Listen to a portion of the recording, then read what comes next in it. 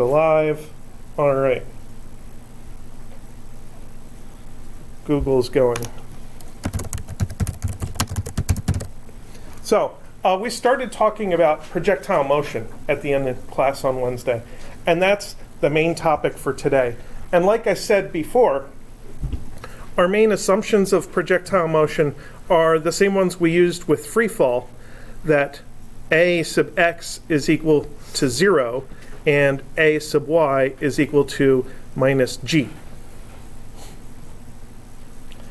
And since the acceleration is constant, it allows us to use all the constant acceleration equations. And in the y direction, the most useful ones, the most common ones, are the regular displacement equation, v initial delta t plus 1/2 acceleration times delta t parentheses squared. The one for velocity, delta vy, is ay delta t. And really those two should be enough, but it's very common to add one more. V final y squared is v initial y squared plus 2a sub y delta y.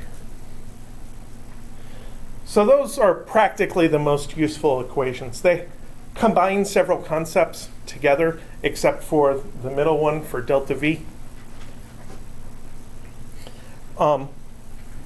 But they get you a lot of ground as far as being able to analyze a wide variety of situations. For the x direction, it's actually a lot easier because we just have delta x is equal to vx delta t. And that's it. Because with 0 acceleration, all the interesting parts of the other equations kind of vanish. And the delta v in the x direction is 0. So why even bother talking about it?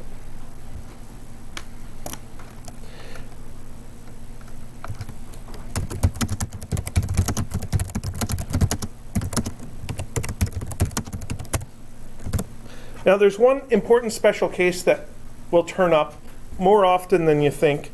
That is the case where the y displacement is 0.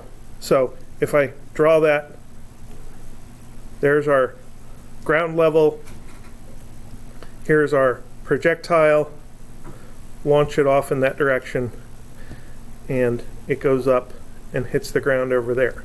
So in this type of scenario, the initial y position is the ground, the final y position is the ground, and the delta y from beginning to end is 0. So that does a couple of things to our equations that make them a little bit simpler.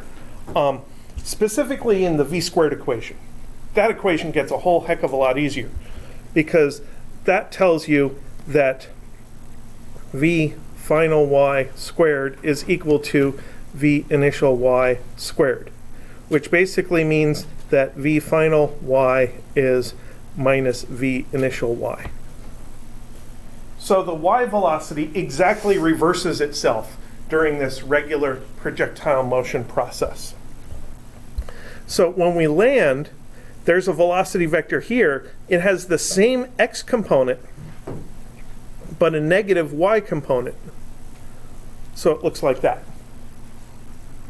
And since it's just a mirrored version of the exact same triangle that forms the initial velocity vector, this angle here and this angle here are the same angle.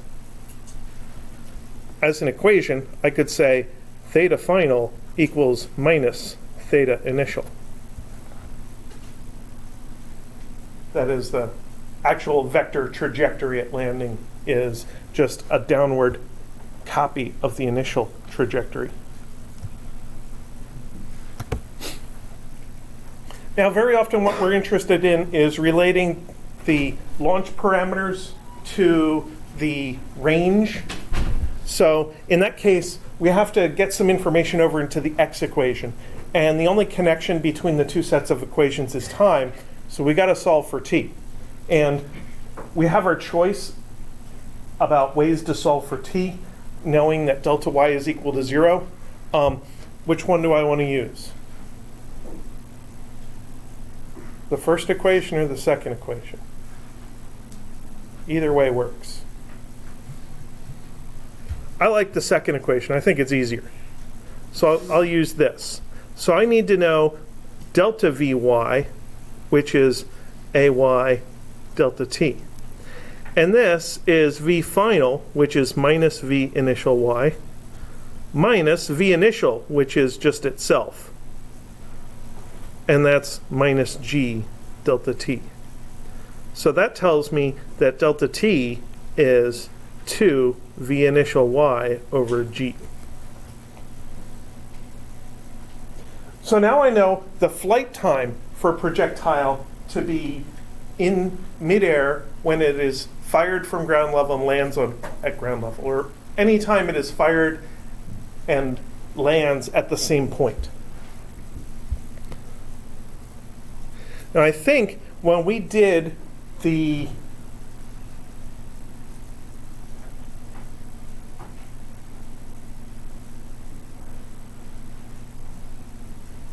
did we do a launch to top?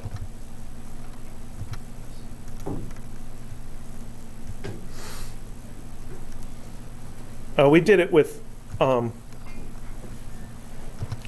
free fall, but we didn't do it with projectile motion. But really, the y direction is exactly the same in projectile motion as it is in free fall. So we'll just make a little note here. Note delta t equals VIY over G to top. Getting to the top of that parabola is exactly half as much time as getting all the way to the ground. So you could almost think of it as you take your velocity change and just take the initial velocity, divide it by the acceleration, and that is how much time it takes to get rid of that velocity, and then double it in order to regain just as much speed, but in the opposite direction. So now we can plug this into the x direction and get delta x is equal to Vx times 2 VIY over G.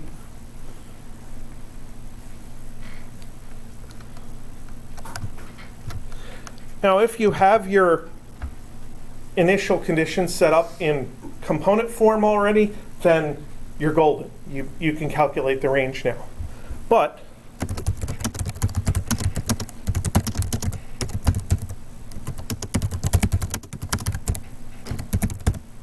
it is very common to know the magnitude and direction of the initial velocity instead of knowing the components directly. And then we may want to look at trends of what do a series of projectile launches look like when you keep the launch speed the same but use different angles, or when you keep the launch angle the same and use different speeds. So then we're looking at Vx is V initial cos theta, and Viy is V initial sine theta. And that's assuming that your theta is measured like that, measured up from the x-axis. So then you plug those in and you get delta x is equal to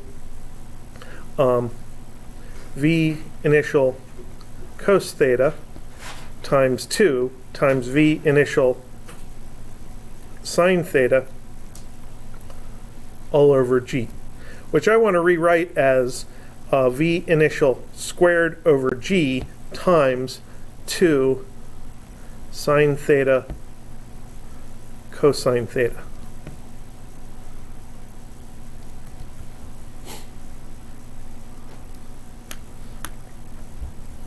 So, I often tell physics classes, I don't know if I've told you that this yet this year, but I often tell introductory physics classes that you need to remember your trig definitions of what sine, cosine, and tangent are, but you don't really need to know trig identities. There are a lot of trig identities.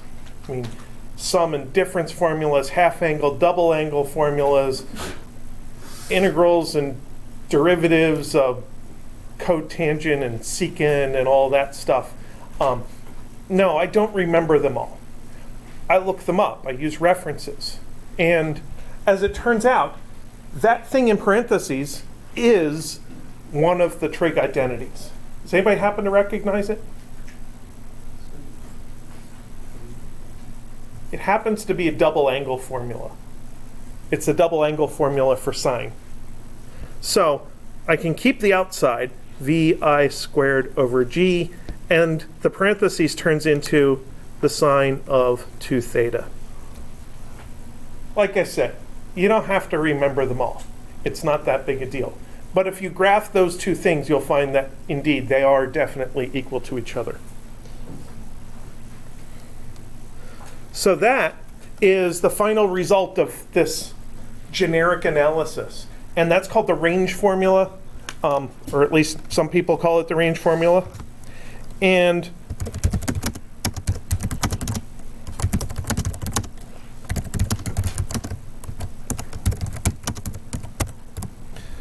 one thing we should make note of is this is still only valid when you are talking about landing at the initial level.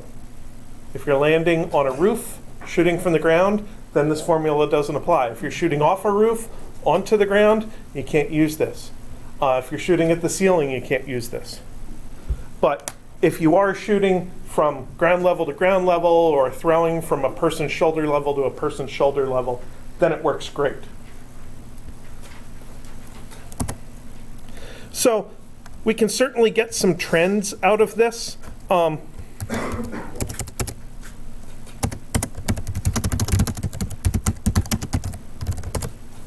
We can ask ourselves, what is the optimum angle? What theta will cause this to be the greatest? So what angle do you throw something at in order to get it to go the furthest? 45 degrees. And that's our intuition. And it's true without air resistance. You add air resistance and it messes it all up. But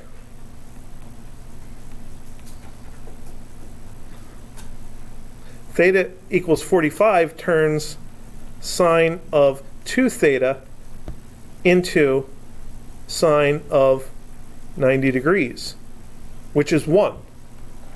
And that is the biggest value of sine theta you can get. So just think about, what's the biggest value of sine theta? How do I achieve that? The thing in parentheses, the argument of the function. For computer science people, you'll deal with lots of arguments of functions. But the thing inside parentheses should be 90 degrees, and that's 2 theta, so theta itself is 45. Sure, we could go through this whole thing of taking the derivative and stuff like that, but it would just tell us what we know already. Now, I want to give a little bit of an intuition about this, about how exactly the physics leads to a theta of 45 degrees being the optimum.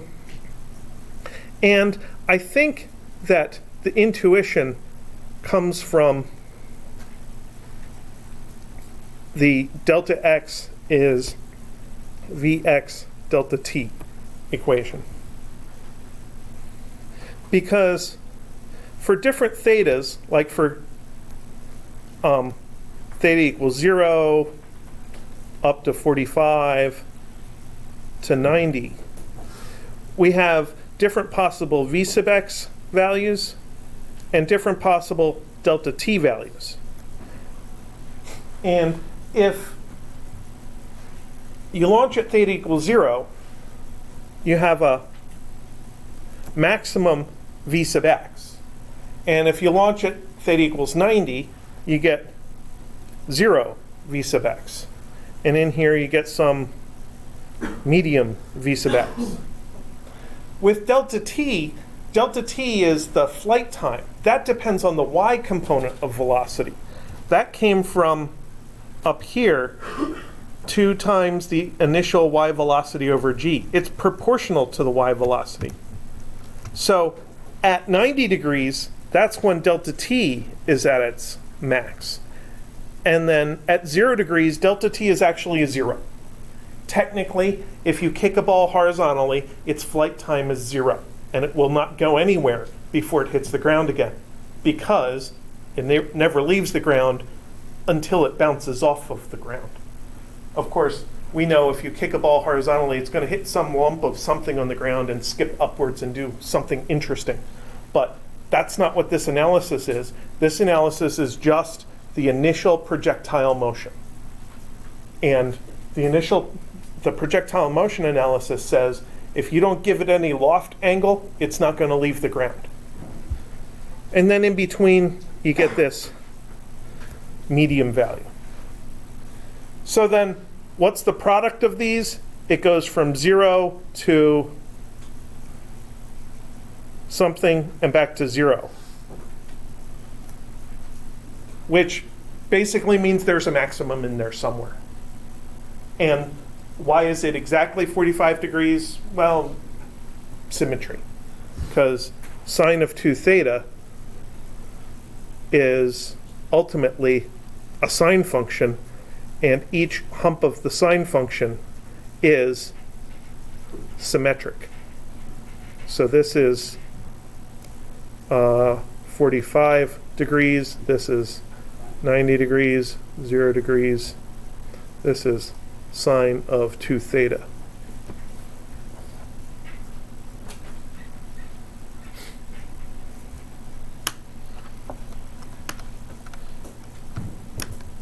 And then another interesting thing is what do the actual trajectories look like? So for that, I want y as a function of x. And I already have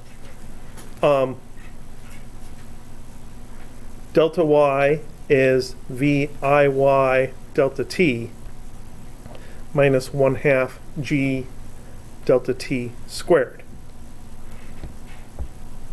But what I want to do here is get rid of the t and make it a function of x.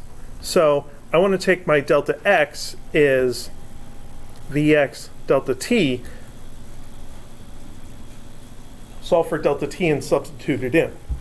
So I get delta y is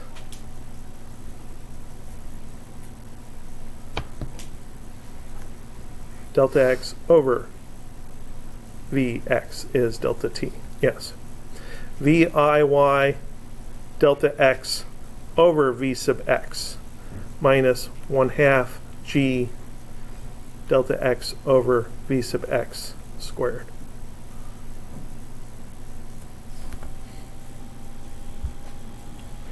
So this is a quadratic equation for delta y, and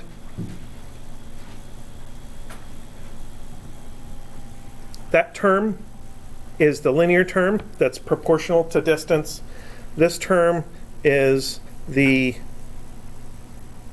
quadratic term, g over 2v sub x squared delta x squared.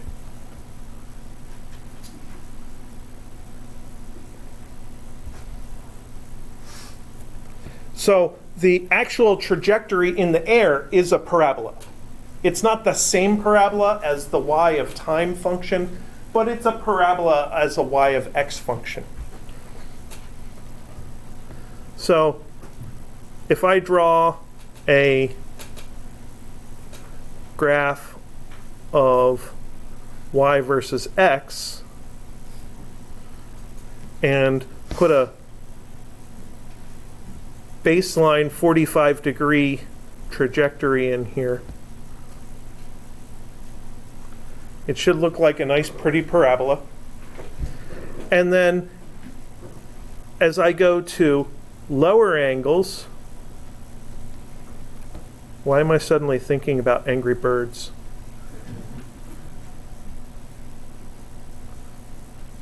Or higher angles,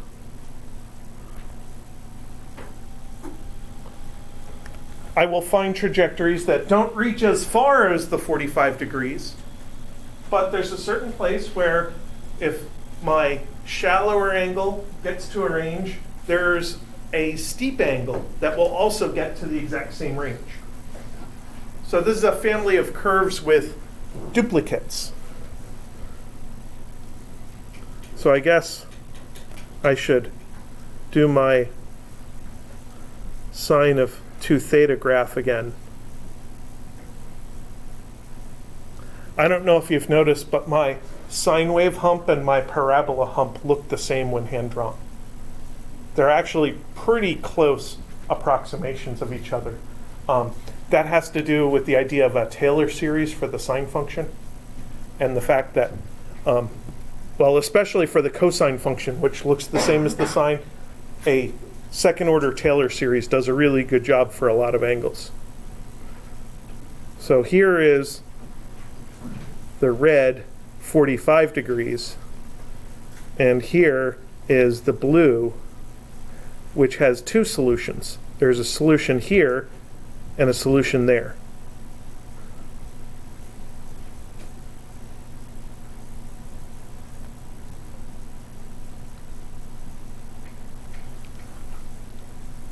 So that is kind of a phase space plot where I'm showing possible values of theta here and delta x on the vertical axis. And then this picture is an actual graph of where the particle trajectory would be, where it reaches maximum range for that particular theta, and the different thetas actually show up as angles in this drawing.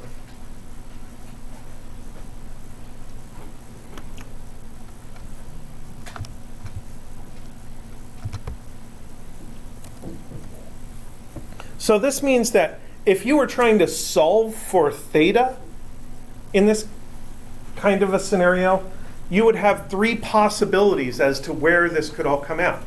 You could be looking at a super long range where there's no solutions. That is, the delta x is too high to hit the hump of the sine wave. You could be hitting the very top of the sine wave where there's 1 solution, or you could be chopping through the sine of 2 theta curve where there's actually 2 solutions. So you wouldn't know ahead of time whether you were actually looking for 1 or 2 solutions or whether there was no solution whatsoever.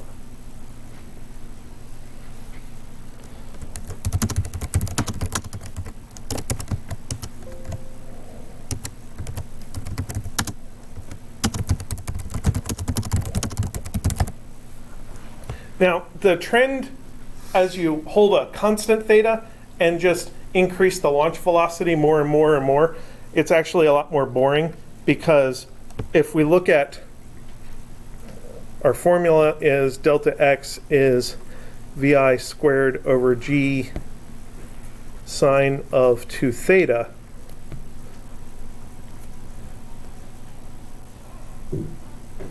If we look at our versus vi of the range, it's just a parabola because it's proportional to vi squared. And then if we draw one baseline launch that ends up, say, there, we could have a launch with more velocity, which would reach out further, or we could have a launch with less velocity, which would just not reach out as far. And no matter what range we were trying to achieve, there would be some possible VI that would allow us to achieve that result. No matter where we set the level of trying to find a solution in this plot. There's the red one, here's the green one with more velocity, and here is the blue one with less velocity. There's always one solution, no matter what.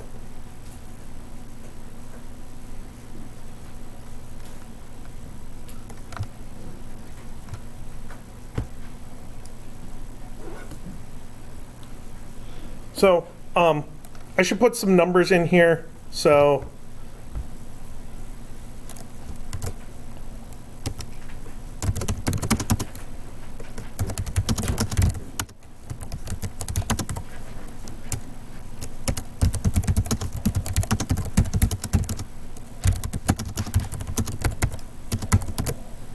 we could calculate the launch speed required to throw a ball 100 meters. So maybe this isn't phrased perfectly, but this is looking for the minimum v sub I. And of course, our range is delta x is equal to vi squared over g sine of 2 theta. I keep writing it over and over again because I keep scrolling it off the screen. Sorry. So if I'm going to minimize the vi, I'm also minimizing vi squared. That means I want to maximize sine of 2 theta. So I just cross that out and I say 1 at max. So now I have a much simpler version of the equation to solve. So then I can actually do that. Vi is multiply both sides by g and take a square root, delta xg. So square root of 980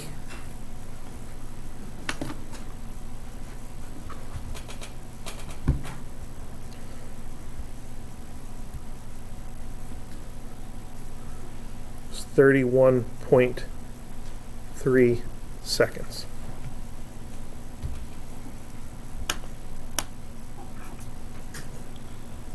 That's not seconds, that's meters per second.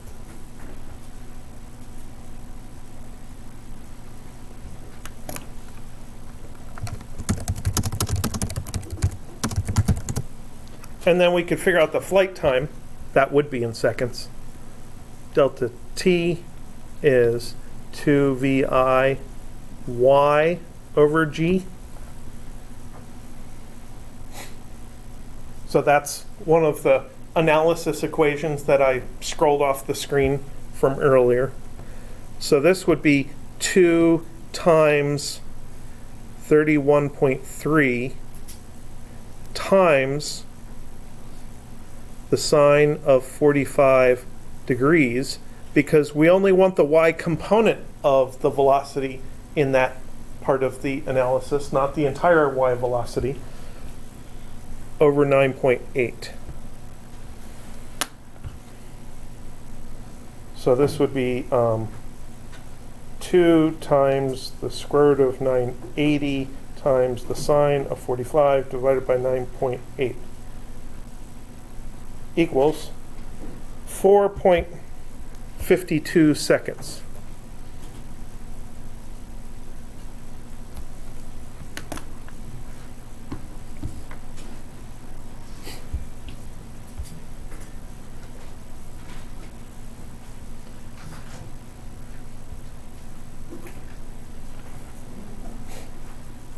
So that's an example of a projectile motion analysis that's fairly straightforward. We have a fixed distance, and I can calculate things about the launch. I can calculate the velocity and the air time based on that.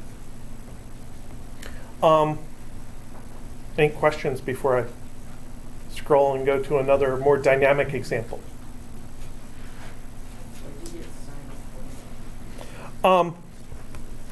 Because VIY is VI sine theta. That's why.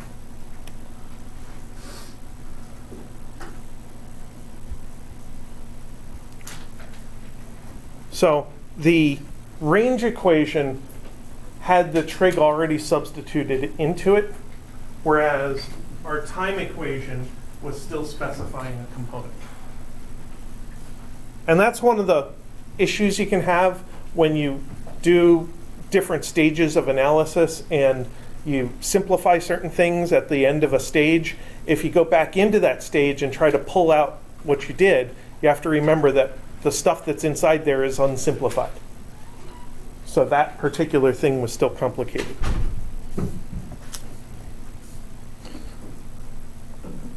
Now I wanted to do a new example that I hadn't done before. I had an example that kind of took off from there. So I found a new homework problem that I hadn't seen before. So we'll take a look at this one.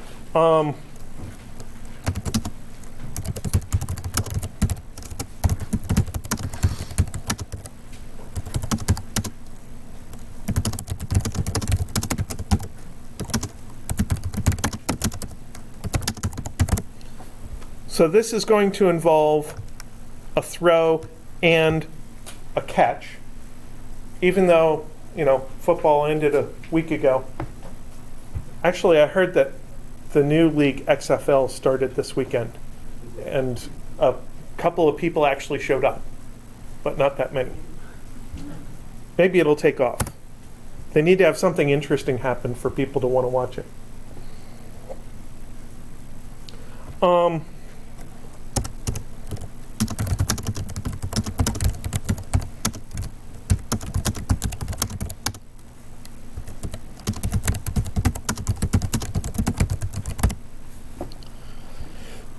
So at that moment, the quarterback throws the ball, and the launch angle is 23 degrees above the horizon. As it turns out, having a given angle makes this a lot easier. If this was an unknown angle, it would be a royal pain in the butt, possibly unsolvable with basic algebra. So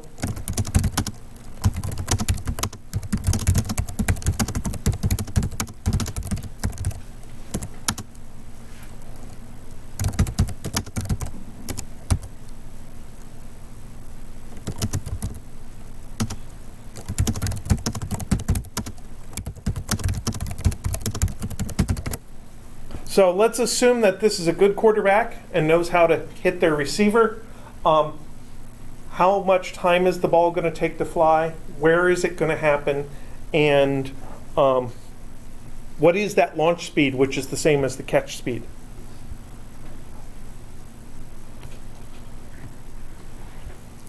So when I looked at this, I started my own analysis.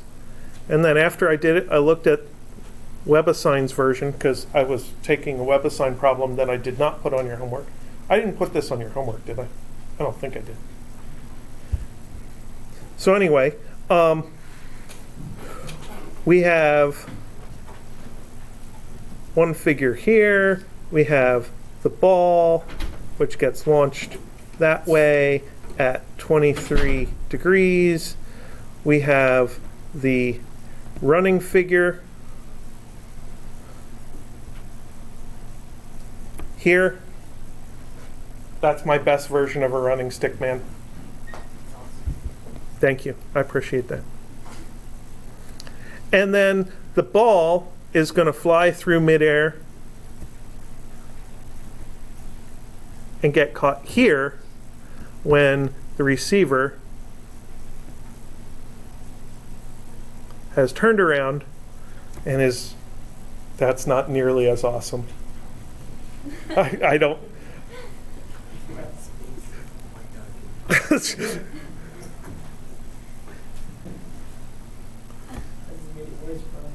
Oh man. I'm just going to draw the same thing then. And the ball's going to hit him in the back of the head.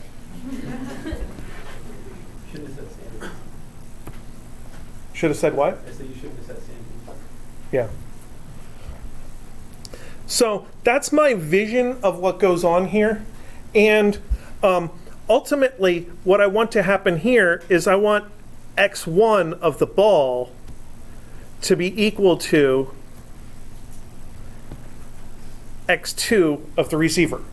I want to be able to track a coordinate for each object and end the analysis at the moment when they're both equal. Now, my equations, as I remember them, are mostly based off of delta x's. For instance, for the ball, I know delta x is vxt. And for the person, I know delta x2 is v2t.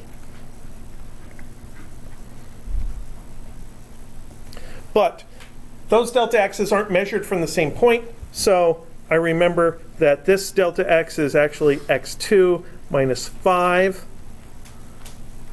So this x2 is 12.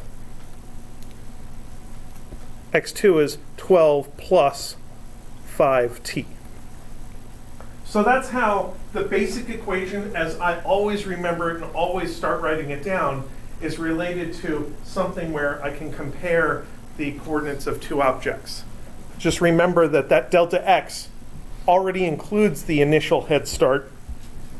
So we need to split out that head start in order to get a coordinate. Now this one is going to be x1 is v initial cosine 23 degrees times t. Now if we think about where we're at, we currently have three unknowns and two equations. The three unknowns are the x values that are equal to each other. At least they're equal to each other at the final moment. The v initial and the time. So we need another equation. And that other equation is that time of flight equation for the ball, which is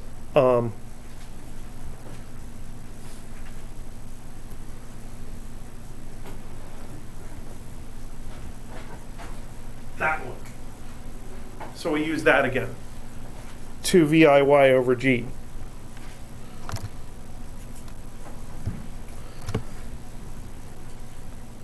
So T is 2 V initial sine 23 degrees over G.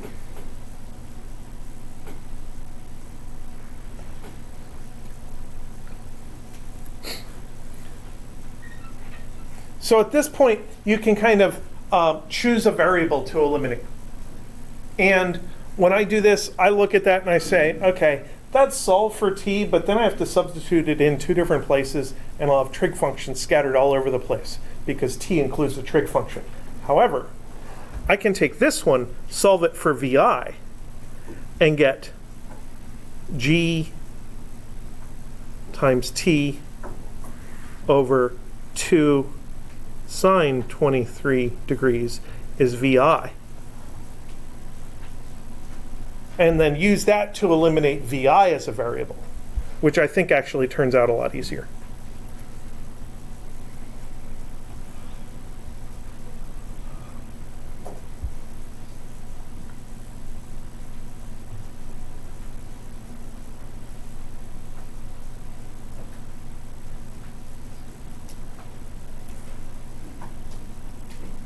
That's what I did, isn't it? I think it's what I did. So then that turns into x is g t cos 23 degrees. T becomes squared over 2 sine 23 degrees. Yeah. So there's one factor of t that came in from the vi. There's another factor of t that was already there. That's why it's t squared now. And that is going to equal 12 plus 5t. So now I have one quadratic equation and I'm going to skip to the answer here and say I solved it, and I get t equals 1.259 seconds. So all of this stuff is numerical except for the t squared. Get those things over to the other side. You have a quadratic equation that's equal to 0. And then you get two solutions. One of them's negative, which is negative like 0.8 seconds. And the other one is that one, which is the solution you want. So now I have enough information to figure out, say, x is 12 plus 5 times 1.259. which is about 18.3 meters. So that catch actually happens on about the scale that I drew, where there was a 12-meter head start and there's 6 additional meters of running. And then the V initial is G times 1.259 over 2 sine 23 degrees, which is 15.8 meters per second. So the point of that was that we frequently do kinematics with more than one moving object. And all we have to do is make sure we keep track of both moving objects using the same coordinate system.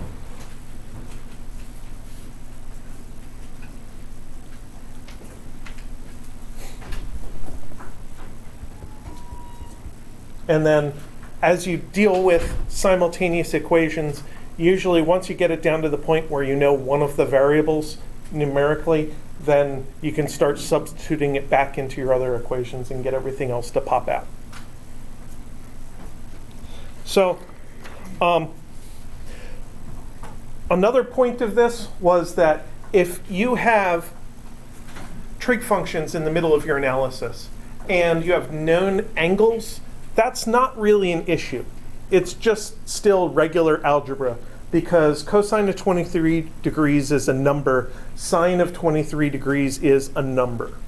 So I didn't have to worry about using any trig identities or using any inverse trig functions because I wasn't solving for a theta. If this problem was turned around and I was given the velocity, the speed of throw, and I was asked to solve for theta, then it would be a mess and it would be very difficult to solve. So one strategy for dealing with this is if you do have known angles and trig functions of those known angles, sometimes it makes sense just to calculate those out as numbers. Keep them to a significant amount of accuracy. If you're trying to get an answer within a couple of percent at the end, maybe keep 4 or 5 digits in your sines and cosine results. But then just write them down off to the side and say, okay, I know sine of 23 is this, I know cosine of 23 is that, and that gives you the ability to quickly continue the analysis.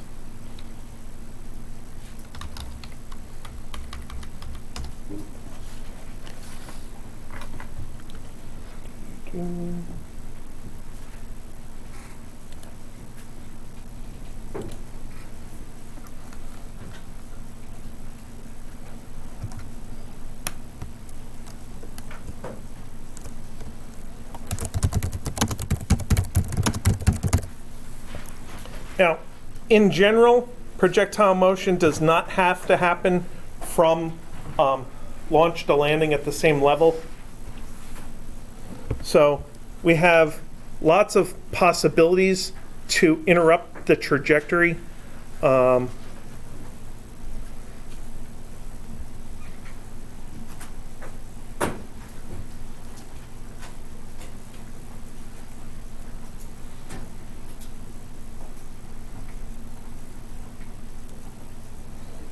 So we could have,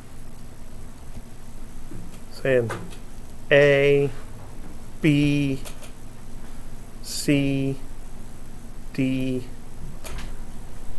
and E.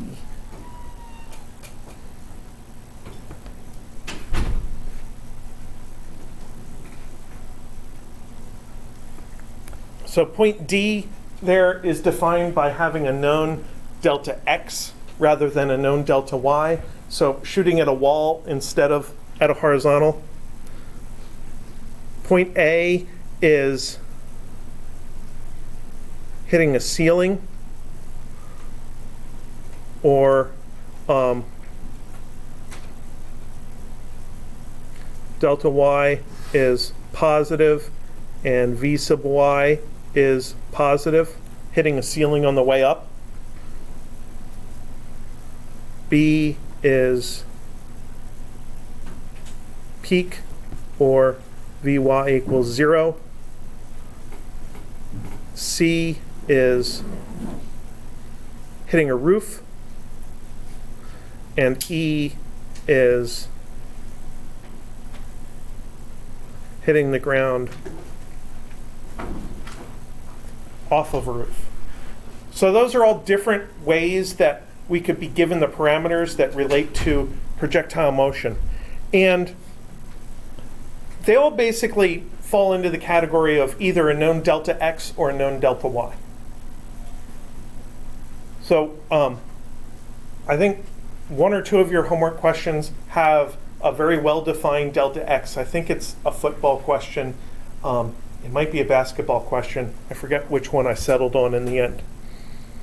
And with the known delta x, you kind of start out with looking at the x side of the analysis, since that's where your given information is. And you find delta t, plug it into the y equation, and then work from there. With the known delta y,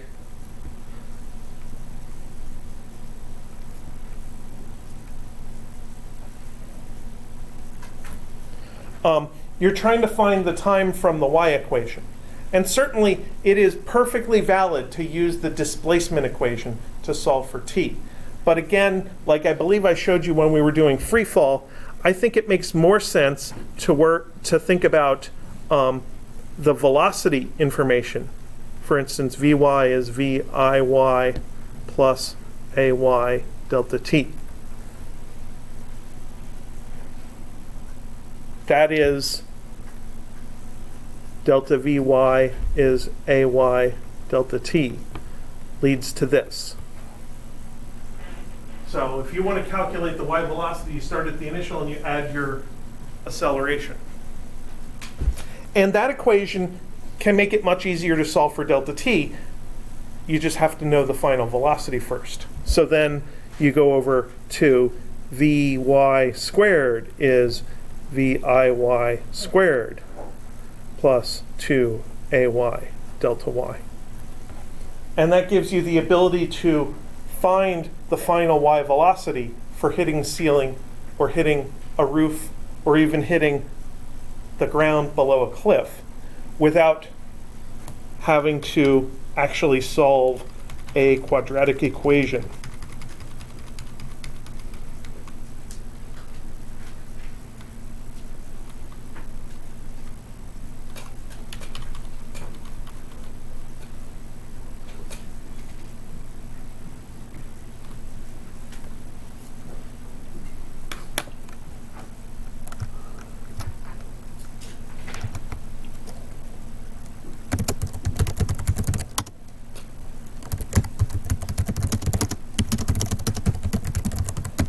Now, a couple of times I've seen people derive what I'm here calling an interesting combination of the x and y equations.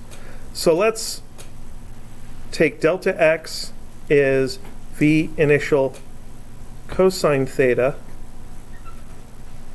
I'll just call it t. And delta y is equal to v initial sine theta t minus 1/2 g t squared. So I've plugged in my known initial information about magnitude and direction of the launch, and I've plugged in my known y acceleration as minus g. And typically, what I did on the previous page was I eliminated t as a variable to produce a y versus x that still had v initial in it.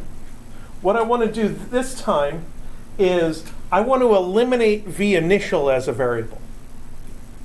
It's weird. So I'm just going to do it. So v initial is delta x over cos theta times t. Plug that in over here, I get delta y is equal to delta x over cos theta times t times sine theta times t minus 1/2 gt squared.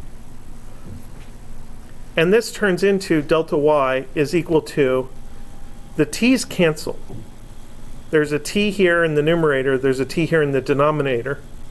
The sine theta and cosine theta turn into tangent theta, and the delta x is still there, minus 1/2 gt squared.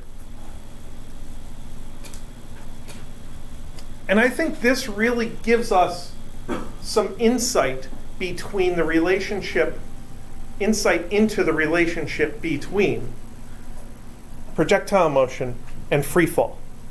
And I can kind of show that in a graph.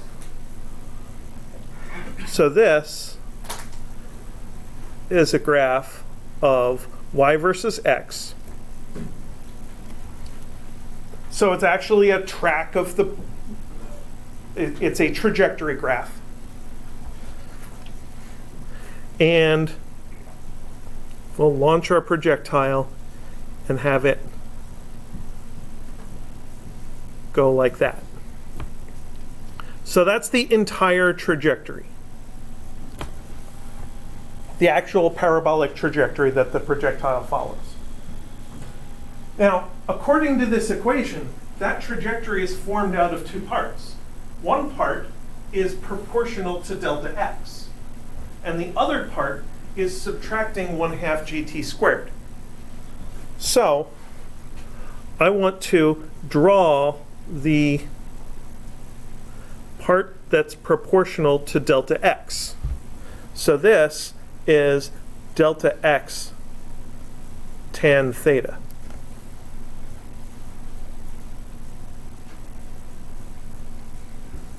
And at any given point,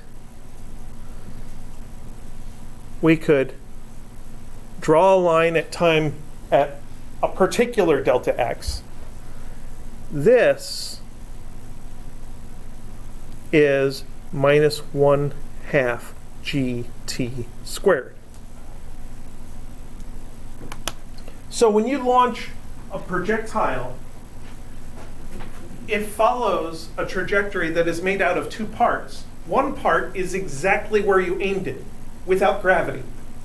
And the second part is the free fall due to gravity from that trajectory where you aimed it. So that gave some demented physicists the idea of a demonstration.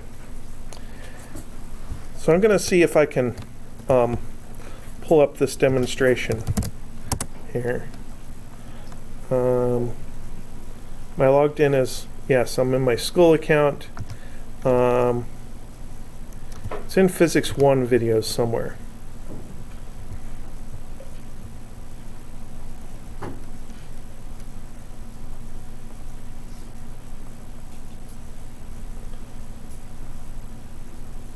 I put a lot of Physics 1 videos in this list. Oh no, it's not here. Okay. Okay. There it is. It's this one. Wonder if there's sound in this room. Oh, there is.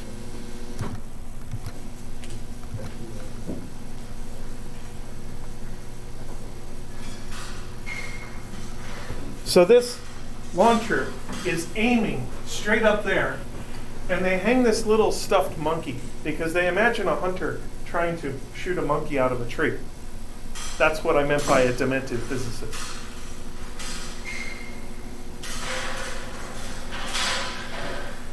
And it's aimed line of sight directly at the target.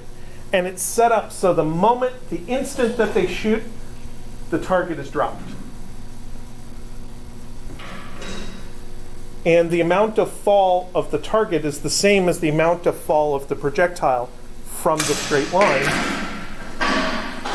And it hits every time.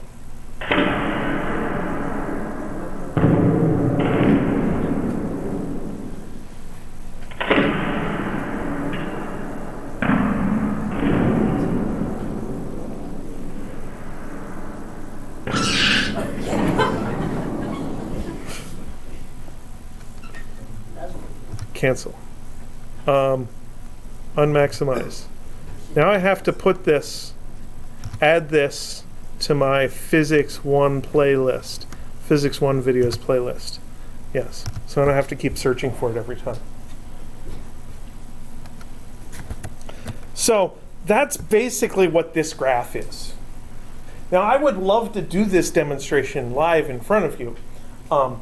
First of all, I'd have to find a stuffed monkey because as a physicist, I can't do this demonstration without using the proper equipment. Second of all, I'd need the apparatus too, and I just don't have that yet. So unfortunately, I had to leave it as a video demonstration, not an actual live demonstration.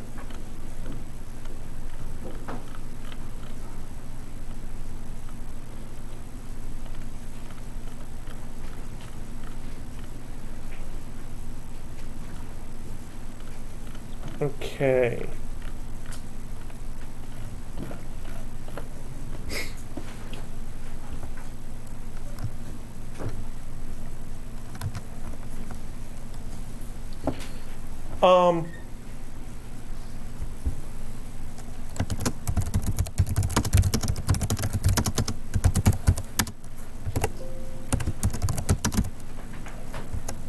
So let's just do one numerical example. I throw a ball 10 meters per second.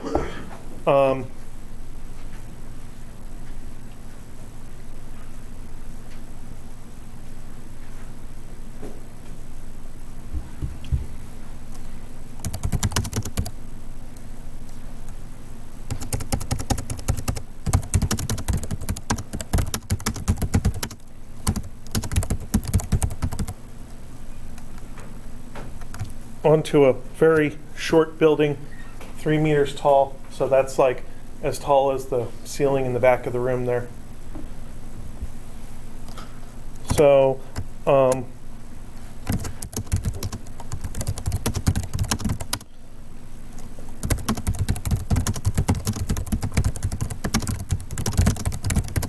if the launch angle is 60 degrees above horizontal, what is the range? So my strategy for solving this is pretty much the same every time. Vy squared is Viy squared plus 2a sub y delta y. So Vx is 10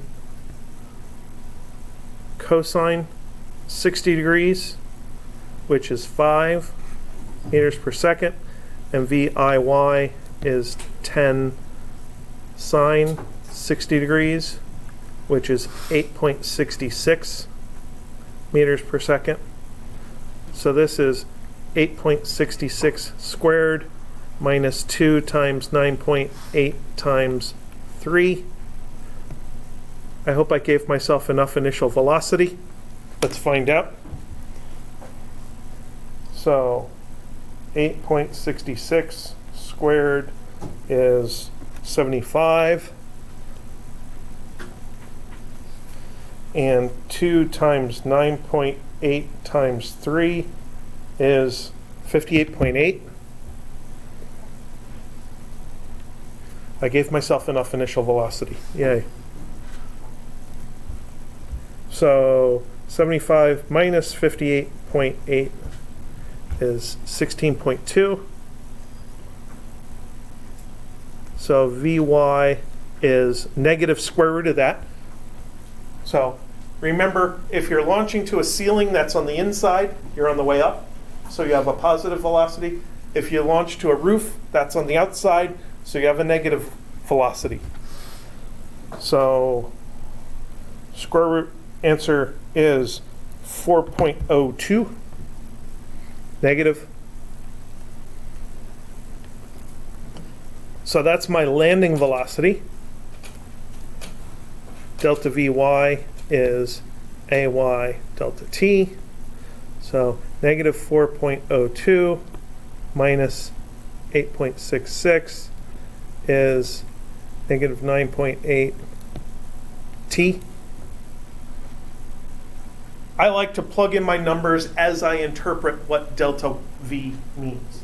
So delta V is final velocity in parentheses minus initial velocity in parentheses. So they're both negative. So I get a very negative 12.68. So negative 12.68 over negative 9.8 is equal to t. So divide by 9.8, 1.294 seconds. And then delta x is Vx delta t is 1.294. So times 5. 6.47 meters.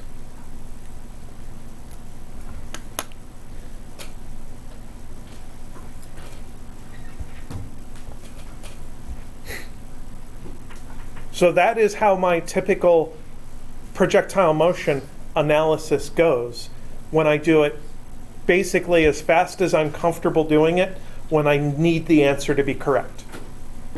If I'm just messing around, then I might not even write this stuff out. But if I need the answer to be correct and I want something to look at to make sure I got it correct, that's the way I'm going to do it. Okay. Quick announcement, then I'll let you go. Hopefully you saw that email about helping out with Science Olympiad. Got a lot of people signed up to be volunteers. I'm very thankful for that. So anybody who is available on Saturday, March 7th,